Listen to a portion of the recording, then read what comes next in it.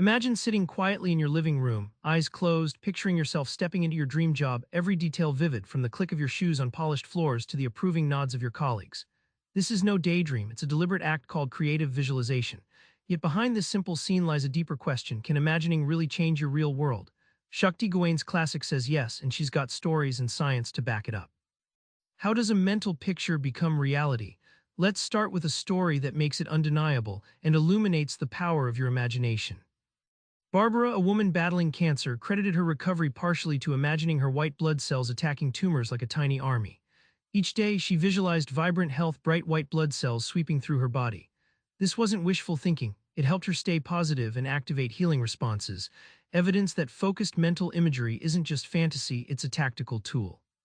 Picture your brain like a movie projector. When you visualize, your neurons fire in patterns almost identical to real experiences. It's like rehearsing a play behind the scenes. The more vivid your mental show, the more your brain prepares your body to act on it. This neurological mimicry bridges mind and body closer than most realize. By repeatedly watching these mental films, you're essentially reprogramming your subconscious. Pretty soon, your habits, feelings, even physical health can shift. The insight: your mind doesn't always know the difference between vividly imagined reality and actual reality, so teach it well. Imagination isn't enough, we also need language that sticks. Here's how words become magic spells, unlocking hidden personal power. Shakti Gawain shares a ritual used by thousands, repeating positive affirmations starting with "I am," like "I am confident" or "I am prosperous." She noticed that when people consistently used this practice, their self-image snapped into alignment with those words, dismantling limiting beliefs buried deep down.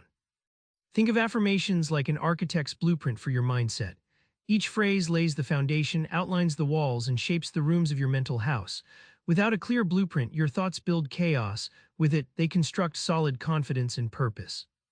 Once you change that internal soundtrack, external realities follow. People shift from hesitation to action, from doubt to opportunity. The real kicker: affirmations rewire your brain to recognize chances you previously ignored, turning possibility into daily experience. It's not enough to imagine quietly.